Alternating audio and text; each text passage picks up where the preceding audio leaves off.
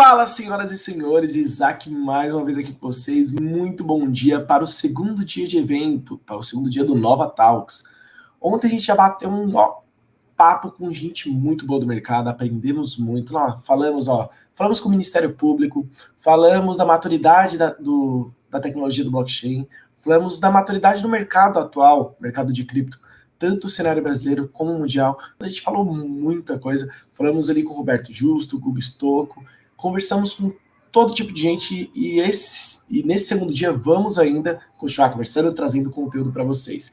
E a gente começa esse dia falando um pouquinho sobre o mundo financeiro on-chain, né? A gente vai falar como que está sendo essa descentralização do mercado financeiro, como que está sendo o mercado de DeFi, como está sendo o mercado de stablecoins também.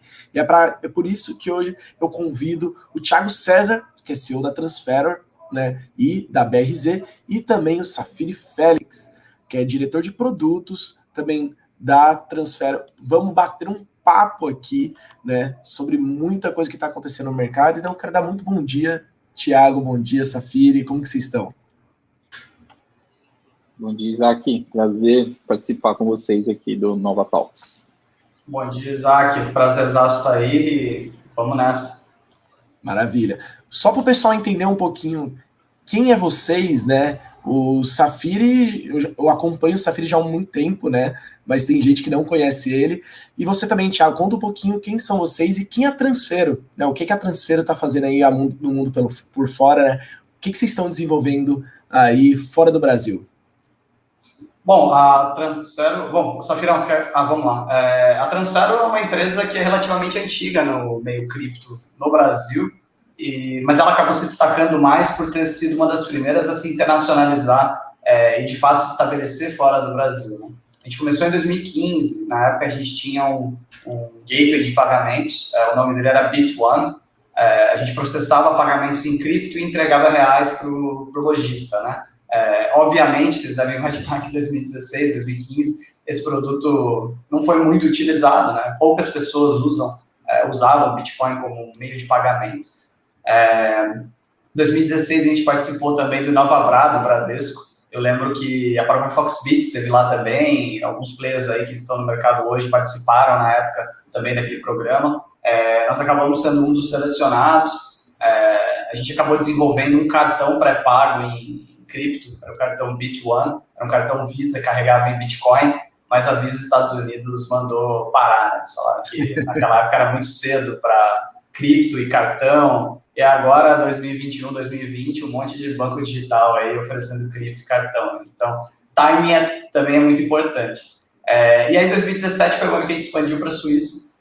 Foi lá que a gente começou a fazer o que foi uma das primeiras operações de asset management, né? Ou seja, olhar para as pessoas que queriam se expor a criptoativos como um meio de investimento mesmo, então produtos de investimento com estratégias desenvolvidas dentro de casa e oferecidas ao mercado, e daí nasceu o braço de investimentos da Transfero. E claro, né, eu acho que o assunto aqui vai ser mais do que a gente fez recentemente, a vinda do Safiri como nosso diretor de produtos, e a criação do BRZ, né, que é a stablecoin do real, hoje a maior, sem dúvida. Já tem aí 1 bilhão em colateral da BRZ, e está circulando aí na FTX, em várias exchanges. Então, a Transfero é uma empresa que ela tem um perfil um pouco Unilever, assim, está por trás de várias coisas, mas pouca gente do varejo sabe o que a Transfero está fazendo. Então, é mais ou menos o perfil. Daí você tocou o ponto aí que o Safiri chegou, né, para somar muito com o time de produto de vocês, né, e da BRZ. Safiri, conta um pouquinho o que é a BRZ, né, para o pessoal que também não conhece, e também o que seria um pouco uma stablecoin, né, o que é o mercado de stablecoins e realmente a necessidade dela. Maravilha.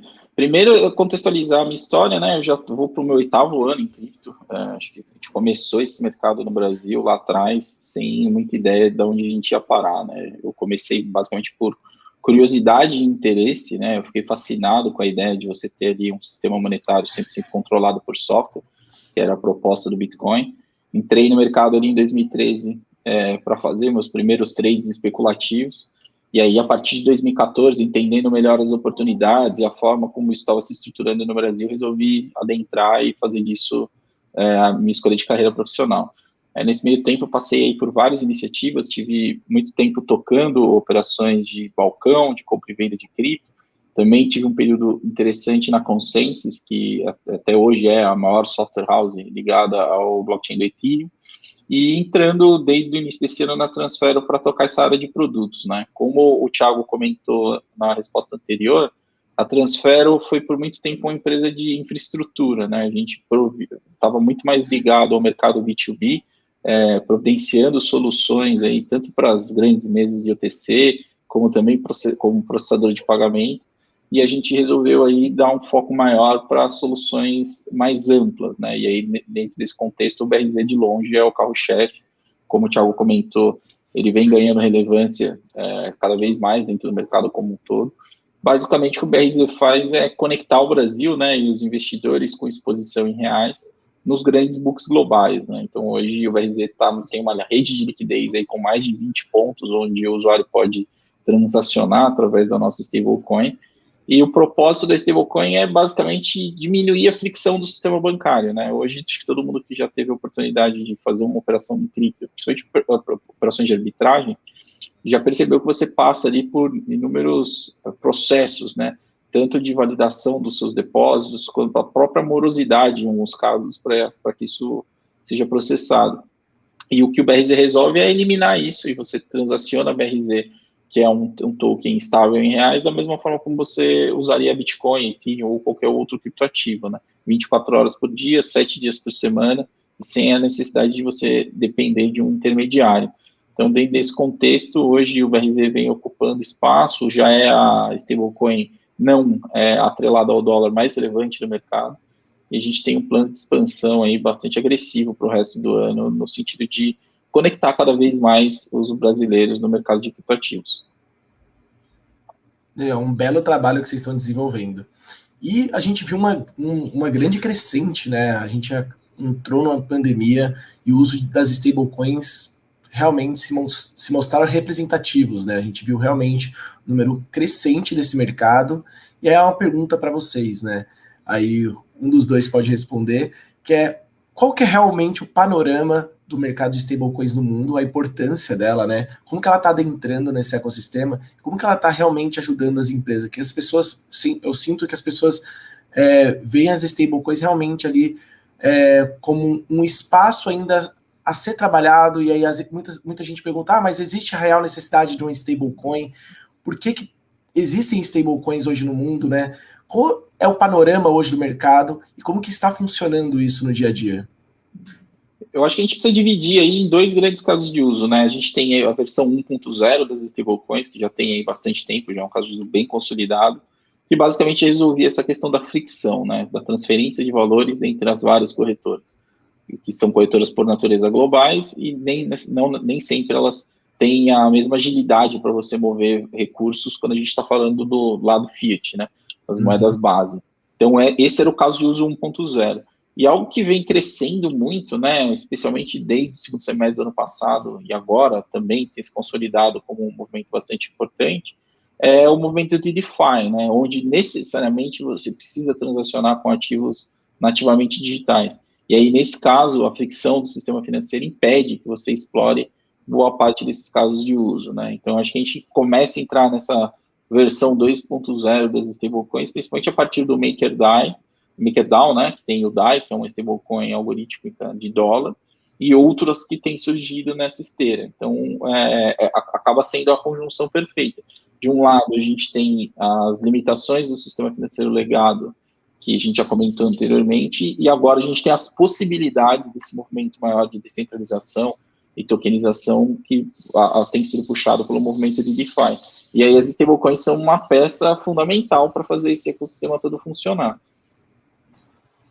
Isaac, eu acho que todo mundo que já usou alguma stablecoin para fazer algum tipo de operação em DeFi consegue entender rapidamente que o mesmo não dá para ser atingido com o sistema financeiro legado, né? Você baixa uma carteira, vamos lá, Trust Wallet, por exemplo, o BRZ está lá, mas lógico, o USDT também está lá, o USDC. E através da própria wallet, né, que é para quem está assistindo, a carteira de cripto, ela é algo análogo à sua carteira que você coloca dinheiro ali dentro, né? A carteira antiga, né? E dentro dela você consegue acessar um mundo de aplicações, que são os famosos dApps, né, Decentralized Applications. Dentro do próprio browser da carteira, você conecta a sua wallet em um protocolo, por exemplo. Né? Você pode ter o PancakeSwap, por exemplo, que roda na Binance Smart Chain. E ali dentro fazer staking, farming de tokens, fazer lending em alguns protocolos. Então, tudo isso removeu um intermediário gigantesco que é a instituição financeira, né? Você está fazendo tudo isso dentro da sua própria carteira, sob sua custódia, né? É um link direto de uma aplicação descentralizada com as suas finanças. Isso é possível com os stablecoins. A gente está trabalhando para fazer o BRZ entrar mais nesse meio desses dApps, né? Ter aplicações de staking, aplicações de farming, aplicações até mesmo de lending. E a gente acha que esse é o futuro, né? É muito possível que essas exchanges centralizadas, essas aplicações centralizadas, comam uma grande fatia aí do market share dos players centralizados. Com certeza. E vocês imaginavam a evolução tão rápida assim no mercado de DeFi, que a gente viu realmente uma explosão, né? Em algumas plataformas, você comentou, por exemplo, a Cake, a gente tem a Uniswap, a gente tem a Curve, Balancer, temos hoje diversas aplicações de DeFi que estão bem estruturadas e já com um montante muito grande travado nesses protocolos. Você já imaginava essa evolução logo agora, em 2021? Porque de 2017 para cá, parece que vivemos aí uns 10, 15 anos de evolução, né? Aconteceu muita coisa muito rápido. Como que vocês veem esse cenário? Porque tem ainda muita coisa para inovar, né? Então, como que está esse cenário aí de tendo muitas entregas nesse mercado de DeFi e os próximos passos aí para esse mercado? Eu acho que ainda está nem no início. A gente está na fase de aquecimento. E a gente está naquele momento onde a própria qualidade do código desses protocolos tende a melhorar muito. A gente tem questões de infraestrutura, né, da rede. A rede Ethereum mostrou aí algumas limitações de escala no momento que ele explodiu. E aí, como resposta a isso, a gente tem um arranjo diferente, né, proposto pela Binance Smart Chain. Então, acho que a gente ainda está num momento de construção das bases desse fenômeno. Eu acho que foi tudo muito rápido, mas a DeFi ainda é um fenômeno de nicho, né? Eu acho que tem muito espaço aí para que a gente tenha cada vez mais pessoas comuns se utilizando desses protocolos, porque você vai encontrar ali alternativas que você não vai achar em nenhum outro espaço. Então, os próximos anos aí tendem a ser muito promissores. Óbvio que ainda vai ter muita confusão nesse caminho, né? É da natureza desse mercado, oscilações, problemas relacionados à infraestrutura, hacks, etc. Mas a gente ainda está na construção das bases do que eu entendo que tende a ser aí um sistema financeiro, diria que paralelo mesmo. Eu costumo fazer uma analogia muito parecida com o mercado de sistemas operacionais, né? Se você perguntar para alguém na rua qual é o sistema operacional mais utilizado no mundo, o impulso natural de quase todo mundo vai dizer que é o Windows. Mas na prática não é, né? Todo mundo que tem um Android no bolso está rodando uma derivação do Linux, né? Então, hoje a gente tem muita gente utilizando aplicações de código aberto sem saber, e sem ter aquela defesa da natureza do software livre, né? E eu acho que no mercado financeiro a gente tende a ter um movimento muito parecido a esse. Você vai ter ali o sistema financeiro legado, mais associado ao que seria o Windows, né? Então, são aquelas interfaces ali mais amistosas, que servem para todo mundo e onde praticamente quase todo mundo tem os seus primeiros contatos. E você tem uma vertente inteiramente nova, aberta agora, a partir das aplicações descentralizadas, baseadas em infraestruturas públicas de blockchain, onde novos produtos e serviços vão ser constituídos e tendem a ganhar atração ao longo dos anos aí, principalmente em nichos específicos, né? E como que vocês estão vendo a mudança dos bancos? Por exemplo, os bancos, serviços, corretoras. Porque, por exemplo, a gente entra num momento, né, que foi uma frase até que foi falada ontem, né, que a gente não está numa era de mudanças, a gente está numa mudança de era, né? E foi uma frase que eu achei bem interessante. Porque nessa mudança de era, a gente tem realmente dois mercados ali paralelos, um sendo construído, um já muito robusto. Como essas empresas estão vendo, né? Eu acho que por vocês estarem em contato com o mundo inteiro, você está vendo o comportamento, por exemplo, dos bancos olhando para isso, para as corretoras olhando para isso, serviços de transferência internacional olhando para isso.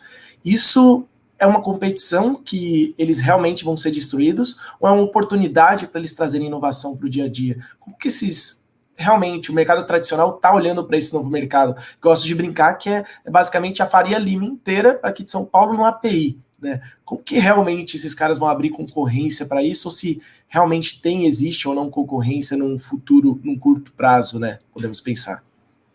É interessante observar que, como o Safiri colocou, né, da questão do stablecoin com a aplicação 1.0, que seria simplesmente reduzir fricção de transferência, e agora essas novas aplicações seriam, digamos, o estágio 2.0, o que eu vejo é que o sistema financeiro legado, ele está olhando para a cripto, mas ainda na versão 1.0. Agora a gente está vendo, por exemplo, claro, que são excelentes notícias, lançamentos, por exemplo, de ETFs na Bolsa Brasileira para o usuário, para o investidor se expor a Bitcoin, coisa que qualquer investidor abrisse uma conta, por exemplo, na Nova DAX, na Foxbit, qualquer corretora antes poderia ter feito já em 2012, 2013.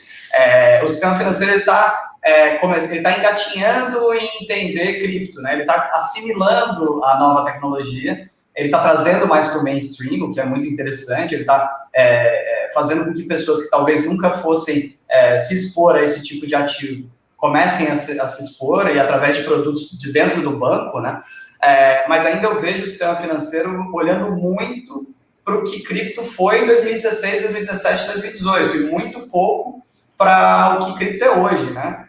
O bull run que a gente teve agora e a inovação que a gente teve no meio de cripto, DeFi, NFTs, flash loans, aplicações descentralizadas, nada disso está sendo nem tocado ainda pelas instituições financeiras legadas. O que mostra que, primeiro, como o Safiri falou, a gente está muito cedo nesse movimento que ainda é um movimento de nicho. Talvez daqui a 4, 5 anos o sistema financeiro vá lançar talvez o ETF que integre staking em DeFi, por exemplo, mas eles ainda estão engatinhando nesse sentido. Eu não acredito em destruição de nada, para falar a verdade. Eu acredito que o sistema financeiro legado, lógico, compete sim com muitos dos serviços que empresas de cripto hoje prestam, seja na área de investimentos, na parte de remittance, na parte de pagamentos, mas eu não acredito que vai tomar conta do outro, não vai ser um cenário blockbuster sendo destruída pelo streaming, né, de internet. Eu acho que vai ser mais um caminho onde o sistema financeiro, até pelas limitações regulatórias, né, pelo engessamento do sistema financeiro, ele vai aos poucos embarcando esse tipo de nova tecnologia, de novas aplicações, num ritmo mais lento. Para o usuário que está mais na vanguarda, ele vai usando os serviços paralelos, né? E vai se expondo, e vai investindo, vai fazendo isso. E vai chegando para o mainstream, anos depois, no mercado financeiro tradicional. Esse mercado financeiro tradicional vai embarcando esses usos, né, tecnológicos, essas novas aplicações. Então, eu não acredito, de fato, numa destruição. Amanhã o HSBC vai acabar porque a Binance vai ser o maior banco do mundo. Não vejo muito por aí. Se existe um setor que, historicamente, é muito protegido, é o setor que mexe com dinheiro. E ele é protegido pelo governo, ele é protegido pelos outros players, eles se juntam. Então, dificilmente você vai ver destruição nessa indústria. O que você vai ver, eu acredito, seja muito mais uma consolidação, né? Você talvez vai ver uma grande corretora americana se juntando com um grande banco americano, fazendo parte do mesmo conglomerado, mas prestando serviços geralmente diferentes. Vai ser um mundo mais de cooperação do que, de fato, de destruição. Hoje a gente tem 3 tipos de empresa, né? A gente tem as empresas de tecnologia, as empresas que estão se transformando em empresas de tecnologia e as empresas que vão ser engolidas pelas empresas de tecnologia. Então, acho que dentro desse contexto, o banco do futuro, ele tende a se parecer muito mais com o que é a Amazon, o Google hoje, do que com aquela versão antiga que a gente tem na cabeça, né? Um gigante cheio de agências espalhadas pelo território, cheio de funcionário, processos muito morosos e muito ultrapassados, né? Eu acho que agora a grande tendência, na minha opinião, é que os bancos abram, né, a sua infraestrutura para que terceiros comecem a construir aplicações em torno disso, né? O próprio conceito de Open Banking, que está entrando em curso no Brasil agora, as inovações que o Banco Central ajudou a empurrar com essa agenda de maior inclusão financeira, né? Eu acho que aí o grande destaque é o Pix. Isso tende a transformar muito a forma como os clientes se relacionam com os seus próprios bancos, né? Então, eu acho que 2 funções primordiais, eu acho que dificilmente os bancos vão deixar de fazer nas próximas décadas, né? A primeira delas é funding, né? Que é a capacidade de aglutinar depósitos e fazer essa ponte entre poupadores e devedores, né? Entre quem tem recurso em excesso e quem tem demanda por tomar crédito. Isso os bancos fazem muito bem. E a segunda é clearing, né? Que é conectar com a conta regulada do sistema financeiro tradicional. No Brasil, aqui, o Sisbacen. Então, acho que muito provavelmente o que os bancos vão fazer eles vão continuar operando da forma como eles operam hoje, mas eles também tendem a se tornar cada vez mais abertos para oferecer infraestrutura para que outros negócios criem aplicações de nicho baseados no que eles fazem bem hoje. Que demais. E agora fiquei curioso. Vocês devem acompanhar muitas, principalmente muitas DeFis, né? Então o mercado de vocês está muito próximo disso. O que vocês estão vendo de aplicação assim que realmente brilha o olho? Você fala, nossa, isso aqui é uma evolução muito grande do que a gente está vendo agora, é algo que está um pouco fora do radar da massa. Como que vocês estão vendo o mercado de DeFi? Dá para dar alguns exemplos aí de aplicações ótimas que estão funcionando, que podem ali já estar beirando no futuro, que já é um passo acima das exchanges descentralizadas, que eu imagino realmente que essa seja só o primeiro passo aí do mercado de DeFi, né? Alguns exemplos, né, alguns são difíceis de dar, porque poucos atingiram uma massa crítica grande o suficiente, né, eu diria, eles até podem ter volume de dinheiro, mas se você perguntar quem já usou, são poucas pessoas, ainda é um mercado muito de nicho. Eu vejo para pessoas muito, muito na vanguarda, a questão da própria Uniswap, né, que ela é, sim, uma exchange centralizada, mas tem muita gente escrevendo código para se aproveitar de outras camadas em cima da rede do Ethereum que permitem que você faça empréstimos relâmpagos para abrir uma posição de long, liquidar aquela posição e pagar seu empréstimo, por exemplo, né? Só que isso ainda está muito restrito ao mundo de quem é developer, né? De quem é muito bom e sabe o que está fazendo e não para o varejo. Uma aplicação de DeFi para o varejo que, de alguma maneira, conseguiu captar um bom número de usuários foi a Cake, né? A PancakeSwap. Até pela interface que ela tem com a tua própria carteira, né? Ela é toda gamificada, gráficos bonitos e um visual bem convidativo, né? Uma experiência de usuário relativamente simples. Então, o fato das pessoas comprarem um ativo, fazerem o staking desse ativo e potencialmente ficarem jogando na loteria da Cake para ganhar mais cakes, eu acho que foi uma aplicação bem interessante que teve sucesso. Foi um token que cresceu muito em valor também por causa do uso, né? Muita gente estava usando Cake. Mas que ainda assim é um uso tímido do que o DeFi pode apresentar. A gente está em contato, né? A Transfero tem um braço de investimentos em empresas que estão começando, né? Principalmente na área de blockchain, e a gente teve contato com algumas iniciativas que prometem revolucionar bastante. Exemplo, iniciativas que algoritmicamente vão rebalancear portfólios e estratégias de investimento 100% on-chain. Então, no modelo antigo, você sempre tem um gestor da carteira de investimentos fazendo uma reunião ali com o seu grupo e rebalanceando, tomando uma posição direcional em algum tipo de mercado ou de ativo. Um modelo tradicional mesmo de decisão para investimentos. Nesse caso, a gente está falando de algo completamente autônomo e descentralizado. Se escreve a regra, se pegam os ativos, os investimentos e se alocam esses investimentos em ativos pré-especificados, de acordo com métricas e gatilhos pré-especificados, com rebalanceamento on-chain, ou seja, sem nenhum tipo de interação.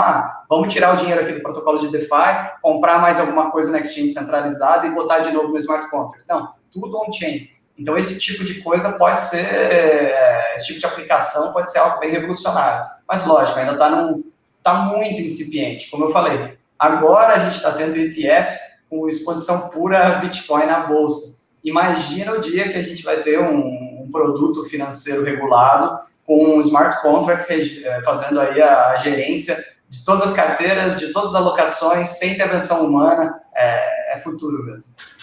Que demais. E você, Safiri?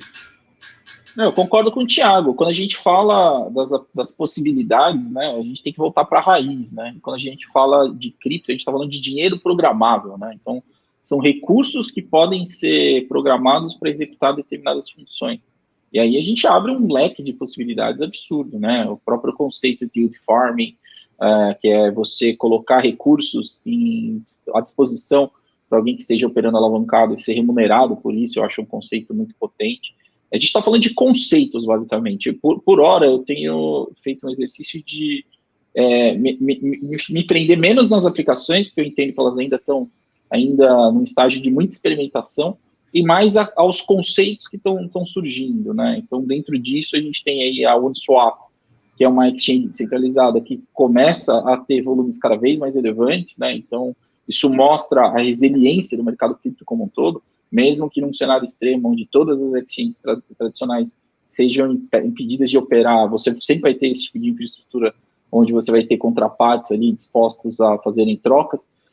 O próprio conceito de yield farming que eu comentei agora há pouco também, eu acho que é bem interessante, tende a surgir aí casos de uso cada vez mais relevantes, e é um nicho de experimentação, né? Eu acho que para quem é desenvolvedor de software e está buscando aí capacitação, é uma seara aí que vale muito tempo, vale dedicar tempo e recursos, porque são possibilidades aí que vão poder ser exploradas ao longo de muito tempo. Então, acho que a gente está só no começo. À medida que esses casos de uso forem maturando, a gente tende aí a ter o famigerado killer app, né? O que vai ser o killer app de DeFi? E a minha suspeita é que vai ser algo que consiga integrar dentro de uma mesma aplicação variados casos de uso, principalmente olhando para a questão da usabilidade, né? Que ainda é, de certa forma, um calcanhar de Aquiles do mercado cripto como um todo. Eu sempre falo que se a pessoa quer comprar Bitcoin, ela precisa querer muito. Né? Se a pessoa quiser comprar o Ethereum, ela precisa querer muito mesmo. E aí, para ela entrar realmente no mercado a fundo ali de DeFi ou qualquer outra mais extensa, nossa, essa pessoa precisa realmente estar com vontade de olhar esse mercado, estudar esse mercado, entender um pouco mais, porque aí o UX realmente é uma coisa péssima ainda no mercado de cripto, mesmo o Bitcoin já tendo ali seus 12 anos, é uma coisa que precisa ser evoluída, precisa ser entregue, né? Mas do mesmo jeito que a gente olha para esse mercado, a gente fala, o nível de maturidade está só começando, né? Então quer dizer que existem muitas oportunidades ainda nesse mercado. Como que vocês veem essas oportunidades? Se uma pessoa leiga hoje chegar para vocês aí, Thiago, Safira, e perguntar, tá, quais são as grandes oportunidades do mercado ali voltado para stablecoins e DeFi? O que vocês estão olhando hoje? O que vocês estão vendo? Como que dá para inovar ainda nesse mercado? Como que está sendo essa experiência a nível internacional, né? Que a gente, Brasil aqui, a gente sim ainda vive numa bolha, né? Não tem como não falar disso. A bolha de cripto ainda no Brasil é muito pequena. Mas como está o restante do mundo? Traz um pouco essa visão aí para a gente. Eu acho que a gente tem que separar aqui oportunidades profissionais e oportunidades de especular, né? E tentar fazer algum dinheiro a partir desses protocolos. Quando a gente fala nas oportunidades de especulação, aí é indiferente se você vive no Brasil ou se você vive em qualquer outro lugar do mundo. Porque, por natureza, essas plataformas são globais e funcionam de forma descentralizada, né? Então, qualquer um interessado em começar a interagir com esses protocolos, simplesmente interage, né? Vai lá, seta a sua carteira e começa a fazer interações com os endereços das aplicações. Aí a gente tem um leque absurdo, e aí eu acho que o primeiro passo é aquilo, né? Faça a sua própria pesquisa, né? Então, tente ler os white papers, tente entender quais são as equipes por trás de cada um dos projetos, buscar o histórico dessas pessoas, interagir nos fóruns. Eu acho que os fóruns são uma fonte riquíssima de informação, da mesma forma como eu e o Thiago aprendemos muito de Bitcoin lá atrás, frequentando esses fóruns, hoje é onde está o conhecimento sobre DeFi. Então, isso vai demandar muitas horas de dedicação e também doses cavalares de desconfiança, né? Eu acho que essa é a principal dica que eu trago para todo mundo, assim. Se algo está parecendo bom demais, muito provavelmente tem alguma ponta solta ali que você não está conseguindo acessar, né? Então, seja cético, mas ao mesmo tempo pesquise, né? Não seja aquele cético, intransigente, que ele só desconfia, mas não propõe, não discute as coisas em alto nível. Então, buscar informação, é o primeiro passo. E, do outro lado, existe um leque de oportunidades profissionais absurdas, né? É notório, isso não é uma característica só do mercado de criptoativos, né? No Brasil existe uma escassez de profissionais de tecnologia, né, como um todo, e eu acho que quem está, principalmente em início de carreira, e já consegue fazer a escolha de se dedicar e se especializar no mercado de criptoativos e desenvolvimento de software em blockchain, sai na frente, né? Hoje é um mercado onde qualquer profissional com 2, 3 anos já é sênior e já é altamente demandado. Então, para quem está em início de carreira, é uma alternativa bastante inteligente de você, num curto espaço de tempo, conseguir se destacar e se posicionar como mão de obra global. Para quem quer ouvir mais sobre projetos específicos, né? Como o Safir falou, frequentar os fóruns. Reddit é sim fonte de informação, né? Bitcoin Talk, o que for possível. Até mesmo, a gente pode até ver que a gente teve uma das coisas fundamentais nesse bull market, foi que meme, né, meme, é fundamento agora para investimento. Então, é uma das coisas que mudou paradigmas aí. Mas isso daí é uma moedinha criada para zoeira. Tudo bem, mas nada diz que a zoeira não é um fundamento para investimento, porque a internet é, por natureza, um lugar de zoeira, né? Então, eu lembro que, em 2017, 2018, ficava falando Dogecoin, tá aí, agora o negócio foi para cima, justamente por quê? Por causa de uma brincadeira, de uma grande, lógico, um pump and dump de Elon Musk e um grupo organizado, mas baseado no meme, né, no meme. Então, os fundamentos mudaram, isso sem dúvida nenhuma. Eu acho que é muito importante também ficar de olho nas aplicações que acontecem em chains concorrentes ao Ethereum, né? O Ethereum ele mostrou em muitas ocasiões problemas de escalabilidade, muitas promessas de que isso vai melhorar, mas chegou um ponto, por exemplo, no bull market, que o usuário de varejo, o cidadão comum, não conseguia fazer um staking ou algo no Ethereum porque ele ia pagar $100 de taxa, $200 de taxa, que na época a cotação 5,50, quase R$1.000 em taxa. Então, se você não estiver operando um volume financeiro muito grande, não valia a pena fazer isso, né?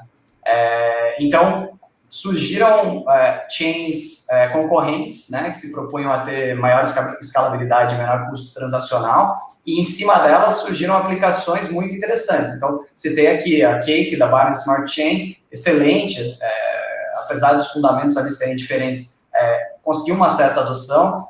A gente tem uma outra chain competindo com a Ethereum, que é a chain da Solana. A gente está muito próximo deles, a gente emitiu o BRZ em Solana, e de fato ela está bem escalável, taxas de transação muito baratas.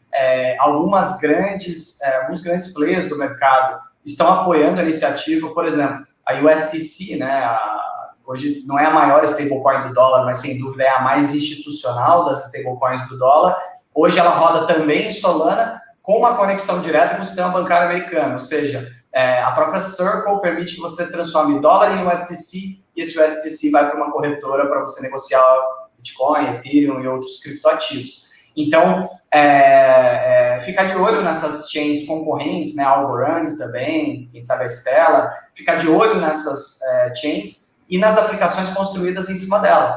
E um bom, eu diria, argumento de investimentos é o seguinte: você teve o Ethereum, você viu o valuation que o Ethereum chegou, e aí você vê as aplicações construídas em cima do Ethereum, Uniswap, Curve, etc., e o quanto elas ganharam de valuation nos seus respectivos tokens. O mesmo tem grande chance de acontecer com as chains concorrentes. Talvez não na mesma escala, ou talvez em maior escala.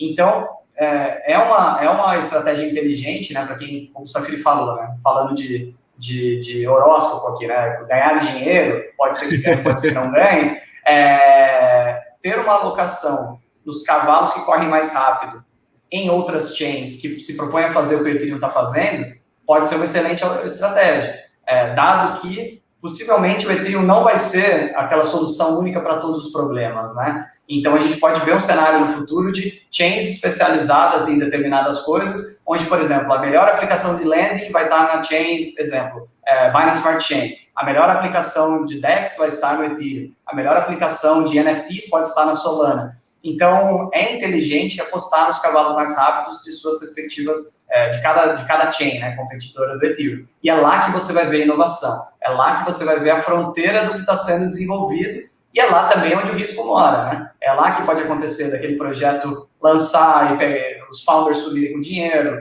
É lá que pode acontecer um hack do smart contract. É o mundo cripto, é o que eu falo. Eu só ouço alguém falando de cripto se aquela pessoa já perdeu dinheiro com cripto. Se você não perdeu dinheiro com cripto, você não conhece cripto. E se você não tem coragem de colocar dinheiro em cripto, olha lá para a renda fixa, vai lá para o CDB, vai fazer outras coisas com a sua vida. Mas cripto é isso, né? Cripto é inovação, é você estar na fronteira. Ou compra um ETF também, né? Você quer só ter exposição aqui. Compra ETF. Enfim, hoje a gente tem um leque de soluções aí bastante amplo, com níveis diferentes de exposição ao mercado, principalmente para esse usuário que a gente chama de, entre aspas, preguiçoso, né? E tudo bem ser preguiçoso, viu? Não é um problema. tem horas do seu dia para se dedicar, para entender como que as coisas funcionam. Acho que assim, o que não dá mais para fazer no estágio que as coisas estão hoje é ignorar o potencial de valorização que os criptoativos têm dentro de um portfólio bem diversificado, né? Quem ainda ignora, desculpa, acho que parou no tempo, tem aí questões intelectuais que estão travando essa pessoa a acessar esse mar de possibilidades. Agora, se você vai querer ser um heavy user ou se você quer só experimentar de leve, aí fica a critério de cada um. Legal. E partindo um pouquinho aí, a gente já está quase finalizando o papo, tá, gente? Partindo um pouquinho para uma última pergunta.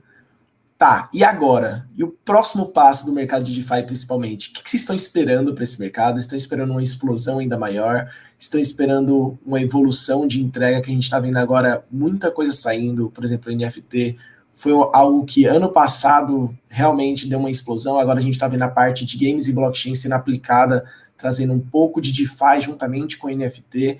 Como que vocês estão vendo aí o próximo passo? O que vocês estão esperando aí que aconteça? Vocês estão com um olhar muito mais global junto com a Transfero e o BRZ. Eu acho que tem um grande evento que é o quão bem sucedido vai ser essa transição do Ethereum para Proof of Stake, né? Acho que essa é a pergunta que esconda aí a cabeça de todo mundo que acompanha esse mercado mais de perto. E eu acho que esse processo vai definir muito a velocidade da construção dessas aplicações, né? Está provado historicamente que períodos onde o preço fica em segundo plano são os períodos onde mais se constrói, né? E eu acho que se o preço voltar a reagir substancialmente, aí talvez a gente tenha aí uma mudança de foco, né? O que eu tenho enxergado de forma muito positiva é que existe hoje uma dependência menor do Ethereum do que existia há alguns anos atrás, né? Então, como o Thiago falou ali, acho que a gente está nesse momento da definição de quais vão ser os cavalos que vão se destacar nessa corrida. Acho que ainda é muito prematuro fazer qualquer tipo de previsão, né? Falar de preço também é muito difícil, porque a gente sabe que os criptoativos como um todo têm uma dependência muito grande do Bitcoin. Então, o Bitcoin lateralizado aí entre 30 e 40 mil dólares, fica muito difícil fazer qualquer inferência em relação ao que vai ser dos outros protocolos. Mas uma coisa que eu não tenho dúvida nenhuma é de que o cenário como um todo é bastante promissor, principalmente se a gente estender um pouco esse horizonte de tempo. Acho que os próximos anos tendem a ser muito interessantes e talvez a gente tenha aí a saída do DeFi desse momento de nicho e as primeiras aplicações com utilização mais disseminada surjam aí nos próximos anos. Uma das coisas que eu vejo, Isaac, eu acredito, como o Safri falou, né? A gente vai passar um período agora de preço lateralizado, mas lógico, vai vir outro bull run, pode ter certeza disso. Mas eu acredito que agora, nessa fase de construção de aplicações, a gente vai começar a ver mais carteiras com mais funcionalidades, que eu acho que é o que está faltando. Se você comparar lá no começo, você baixava uma carteira de Bitcoin, era um saco, não tá para ver que ela só custodiava, enviava e recebia Bitcoin. Depois começou a ter Litecoin também, depois começou a ter Ethereum, depois as carteiras começaram a ter não só o Ethereum, mas os tokens do Ethereum, né, os ERC20s. Depois você começou a ter a funcionalidade de comprar cripto direto nas wallets com cartão de crédito, o que é proibitivo para a maior parte dos brasileiros, porque o processador de pagamento está fora, então você vai pagar aí 6,38 de OF, mais o câmbio do cartão, o spread é muito grande, isso não funciona para o Brasil. Depois você viu a introdução em algumas carteiras do ícone do browser para você entrar nas aplicações descentralizadas, né, que é a Web 3.0, lá você podia conectar a tua wallet, por exemplo, de BNB com a Pancake, ou a tua wallet de Ethereum com a Uniswap, e operar dentro da própria wallet. Eu acho que o próximo passo agora, a próxima fronteira, são essas carteiras, esses aplicativos de cripto, englobarem mais coisas e serem, de fato, úteis para o usuário que não é hardcore, né? Para o usuário que não é heavy user de cripto. Então, eu vejo algumas iniciativas acontecendo, por exemplo, a Maps.me, né? Um aplicativo que baixava mapas offline no seu celular, eles existiam independentemente de cripto, Maps.me. E agora eles estão se integrando à blockchain da Solana, obviamente se integrando a stablecoin de dólar que roda na Solana, que é a USDC, obviamente se integrando com aplicações de achar hotel, de achar viagem e tudo mais. Quando você tiver esse ecossistema bem fechadinho, onde a tua carteira de cripto ela não é só uma carteira para enviar e receber cripto, mas também um ponto para você fazer investimentos em portfólios, você se expor a DeFi, você comprar viagem, você buscar teu hotel, começa a ter usabilidade que aí o usuário comum, que nem pensa em cripto, fala, pô, mas eu estou no aplicativo por causa disso, mas também tem cripto. E isso começa a ser natural para as pessoas terem tudo isso englobado. E aí, quem sabe tem um serviço de remittance ali, o cara manda dinheiro para a família. Então, eu acho que é agregar serviço. Quem sabe tem um cartão também para o cara usar na maquininha, que debita direto a wallet. Então, eu acho que quando começarem a ter essas aplicações mais mundanas, né, que não seja algo de altíssimo nível, que o cara tem que se plugar e poder anotar carteira, as coisas vão começar a mudar. E eu acho que isso está sendo construído agora. E o motivo para isso vamos olhar, FTX, uma das maiores exchanges do mundo, o que ela está fazendo? Comprou naming rights da arena do Miami Heat lá de basquete. Está patrocinando os maiores times de esportes do mundo. Todos esses movimentos são movimentos para atrair o varejo. Mas se você está atraindo o varejo, falando, se incluindo no basquete, se incluindo no esportes, você precisa de produto para oferecer para esse varejo. Porque esse varejo, que é o cara que come lá hot dog assistindo o jogo de basquete, ele não vai querer ler 50 páginas de white paper para entender como é que faz um stake. Então, se você... É natural para mim, para pensar que eles estão fazendo esses grandes movimentos para embutir mais features na aplicação que a primeira aplicação que o usuário vai ter com cripto, que é baixar uma carteira no celular e custodiar aquela fraçãozinha, aquele satoshi ali. Então, eu acho que as coisas vão mudar muito nesse sentido. E em breve a gente vai ter uma usabilidade muito melhor. Quem sabe até, imagina, você fazer aposta esportiva na tua wallet. Então, tem muita coisa aí para acontecer que vai trazer a massa para dentro de cripto. E, lógico, DeFi e todas as aplicações. Boa demais, Thiago. Ansioso, esperando ansiosamente por esse momento, onde a gente vai ter tudo isso integrado, a gente realmente, talvez, utilizando o cripto no dia a dia, e vendo a evolução desse mercado que a gente está vivendo agora, né? A gente sempre gosta de bater que estamos vivendo o começo ainda da internet, mesma coisa como se a gente estivesse vivendo o começo da internet. Safira e Thiago, muito obrigado, foi um prazerzaço bater esse papo com vocês, né? Foi muito agregador, tenho certeza que a galera que está assistindo a gente gostou pra caramba, muito obrigado. Vou continuar acompanhando a Transfero, né? A gente que, como você falou, ela não é uma empresa que está aí muito pro varejo, vamos continuar acompanhando a Transfero, a BRZ, o trabalho que vocês estão construindo, principalmente fora do Brasil, e muito obrigado aí por esse papo e pelo trabalho que vocês estão fazendo, né? Valeu, Isaac, valeu, Safira, forte abraço a todos e, sempre um prazer, a gente gosta de receber bastante apoio aí, o BRZ é um projeto nacional, claro, em uma empresa brasileira que também está fora do Brasil, mas, poxa, ela é a representação do real brasileiro, então, vamos nessa. Valeu, pessoal, obrigado pelo convite, fico sempre à disposição. Vamos estar torcendo aqui por vocês, valeu, gente, obrigado. Valeu, Isaac. Vocês fiquem por aí que vai ter mais bate-papo, mais painéis, viu, pessoal? Até o final. Volto no final da tarde. Tchau, tchau.